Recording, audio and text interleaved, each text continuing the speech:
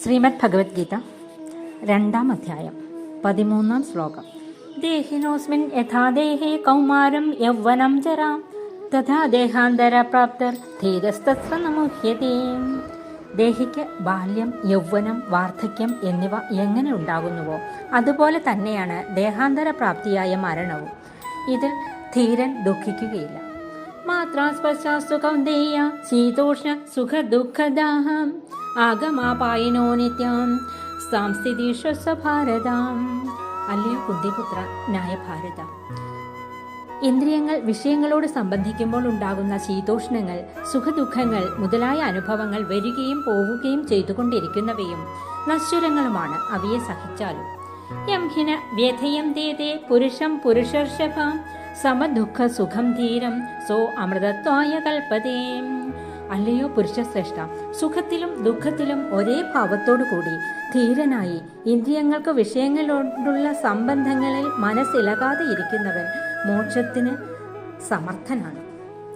നാസതോ വിദ്യതോ ഭാവോ ന ഭാവോ വിദ്യതേ സതഃ ഉഭയോരപി ദൃഷ്ടാന്ത സ്വനയോസ്തത്വദർശിഭിഃ. ഇല്ലാത്തത് ഒരിക്കലും ഉണ്ടായി വരികയില്ല, ഉള്ളത് ഒരിക്കലും ഇല്ലാതെ പോകുകയുമില്ല. ഈ രണ്ടു ഭാവത്തിന്റെയും അറ്റം തത്വദർശികൾ കണ്ടിട്ടുണ്ട്. അവിനാശിത തദ്വിധി യേന സർവമിദം തദം വിനാശമവ്യസ്യസ്യ ന കച്ചിത് കർത്തുമർഹതി. ഈ പ്രപഞ്ചം മുഴുവൻ ഏത് വസ്തുവാൽ വ്യാപിക്കപ്പെട്ടിരിക്കുന്നുവോ അത് നാശഹീനമാണെന്ന് അറിഞ്ഞാലും നാശമില്ലാത്തതിനെ ആർക്കും തന്നെ നശിപ്പിക്കുവാൻ വയ്യ. അന്തവന്ത ഇമേ ദേഹ നിത്യസ്യോക്താഹ ശരീരിണഃ അനാശിനോ അപ്രമേയസ്യ തസ്മാദുച്ഛസ്വ ഭാരതം. അല്ലയോ അർജുന, നിത്യനും നാശരഹിതനും അറിവാൻ കഴിയാത്തവനുമാണ് ദേഹിയായ ആത്മാവെന്നും ഈ ശരീരങ്ങളാവട്ടെ എപ്പോഴെങ്കിലും നശിക്കുന്നവ തന്നെയാണെന്നും പറയുന്നു. അതുകൊണ്ട് നീ യുദ്ധം ചെയ്താലും യേനം വേത്തിഹന്താരം യശ്ചൈനം മന്യദേഹതം ഉഭൗ തനൗ വിജാനീതു നായം ഹന്തിന ഹന്യതേ. ഈ ആത്മാവിനെ കൊല്ലുന്നവൻ എന്നു കരുതുന്നവനും കൊല്ലപ്പെട്ടവൻ എന്നു കരുതുന്നവനും സത്യം ഗ്രഹിക്കാത്തവനാണ്. ആത്മാവ് ആരെയും കൊല്ലുകയോ ആരാലും കൊല്ലപ്പെടുകയോ ചെയ്യുകയില്ല. ന ജായതേ മ്രിയതേ വാ കദാചിത് നായം ഭൂത്വാ ഭവിതാ വാ ന ഭൂയാം അജോ നിത്യശാശ്വതോയം പുരാണോ ന ഹന്യതേ ഹന്യമാനേ ശരീരേ. ആത്മാവ് ജനിക്കുകയോ മരിക്കുകയോ ചെയ്യുന്നില്ല. ഒരിക്കൽ ഉള്ളവനായിരുന്നു മറ്റൊരിക്കൽ ഇല്ലാത്തവനായി തീരുന്നില്ല. അങ്ങനെ തന്നെ ഒരിക്കൽ ഇല്ലാത്തവനായിട്ട് മറ്റൊരിക്കൽ ഉള്ളവനായി തീരുന്നില്ല. അവൻ ജന്മമില്ലാത്തവനും എന്നുമുള്ളവനും എന്നും ഒരേ നിലയിൽ ഇരിക്കുന്നവനും പണ്ടുപണ്ടേ ഉള്ളവനുമാകുന്നു.